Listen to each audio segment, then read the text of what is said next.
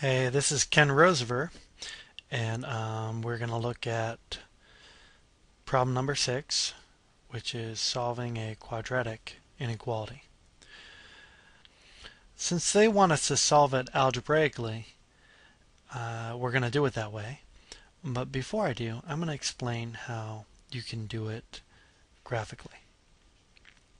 Whenever you are solving almost anything, you can do it graphically by setting the left-hand side calling it y1 and the right hand side calling it y2. So what we're looking for here, and we'd graph each of those, we're looking for when the left hand side is greater than the right hand side. Well, the right hand side is y2 equals 0 or y equals 0. That is the equation. Y equals 0 is the equation of the x-axis. So basically we're looking at when is the left hand side higher than the x-axis, the left-hand side being a quadratic function in x. And to answer that, we would have to find the roots of this function, which would be the places at which the function crosses the x-axis. That would be the x-intercepts. And then having found those, we would then look where is it higher than the x-axis? When is this the graph of this above the graph of this, which is the x-axis? So just because I did this earlier, I know that the axis of symmetry is at 3/2, and whoops, I'll put a root here and a root here. I know this thing opens up. Just looking at the equation, I can tell it has a y-intercept at -10. And because I figured out the axis of symmetry is on the right side, I know that the graph looks like this. So the answer to our question here will be when is y1 greater than y2? When x is out this way or out this way. But because there's no equal sign here, we would have open circle out that way. Whoa! Come back. Come back. It would be an open circle here and an open circle there. So whenever we're doing a quadratic inequality, what I want you to get from this is there are 4 possibilities. Either we have exactly one solution, and that would be in the case where the x-intercept happens to be the vertice, and there's an equal sign in our inequality. We possibly have an interval of solutions, which would be the case here if they had asked instead where is y1 less than y2. Then we would have had this interval in between. Or we could have a union of intervals. That's the third possibility. Or in fact, we could have no solutions at all. Like if the graph opened downwards and they ask when is the left-hand side greater than 0? Well, if it opens downwards and it's down here, then it's never greater than 0. So there's 4 possibilities. One solution, an interval of solutions, a union of intervals, or no solutions at all, an empty set. Well, that's how you would do it graphically.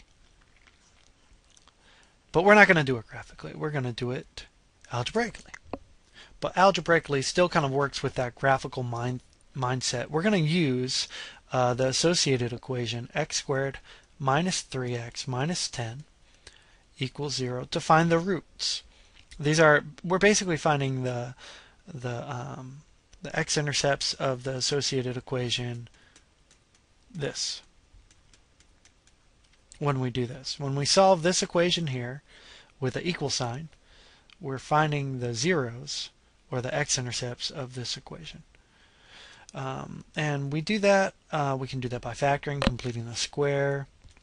I'm going to do it by factoring. 2 factors of -10 that add to -3 are -5 and 2. I don't have to worry about the leading coefficient because it's 1, and which tells me that the values that I need to consider are 5 and negative 2. If you plot those on a number line, let's say this is negative 2 and over here is 5, then our solution, sorry, let me do an open circle there. Our solution is either between or it's the union of the disjoint intervals. So which is it? Well, one way to figure it out, if you haven't done the graph, is to do a test value. Pick 0. Once you find those points, pick 0, plug it back into the original. 0 squared minus 3 times 0 minus 10. Is that greater than 0? Yes or no? If the answer is no, then this is not the region of the solution. If the answer is yes, then that is the region of the solution. And here you can see our answer is no. So the interior region is not. It's the exterior that is. I don't really need to test it because I know that those are the 4 possibilities. And you might ask, how do I know it's not no solutions? Because if you get roots, it won't be no solutions. If it were no solutions, when you tried to factor, your answers would have come out complex. And then you would know, oh, there are no real roots to this function, and therefore I can't find a solution. Actually, I left out a 5th possibility. It could actually be infinite solutions if the whole graph is above. So then you would just do a test point, and if it works, if you find no roots and you do a test point and it works, then your answer is it works for all real x's, and if it doesn't work, your answer would be no solutions. Cool. I'm glad I thought of that. All right. Moving on. So I'll try out negative 3. Even though I know it works, we'll try it out. So I'm going to do negative 3 squared minus 3 times negative 3 minus 10 is greater than 0. Now, on purpose, I made a mistake here. I left off the parentheses. If you type this in your calculator, you will get negative 9 here, which will cancel with your positive 9 here, which will leave you with a negative 10. And then it'll look like this region over here doesn't work either. So you have to remember, if you want the negative squared, you got to put that in parentheses. And then you'll get 9 plus 9 minus 10, which is 18 minus 10, which is 8, which is greater than 0. So this region over here works. I'm going to shade it in because it is part of the solution. Now the 6, let me just erase some stuff. I also know the 6 should work. And there's not really much of any way I can screw up the 6. But it'll be interesting to you, I think, to see the symmetry that occurs, because here I picked a number that was 1 away from negative 2, and here I'm picking a number that's 1 away from 5. So it makes sense that I should get the same answer. What's 36 minus 18? It's 18. 18 minus 10 is 8, once again, which works. So it is because of the symmetry of the quadratic that you will always get either the in-between or the outside, or those 3 other cases, which are very rare, the 1 point, the no solutions, or the infinitely many. So I guess that pretty much covers it. I'm just going to go like that, because that's what it really is about. So that's how you do it algebraically. All right, I hope that was helpful and clear,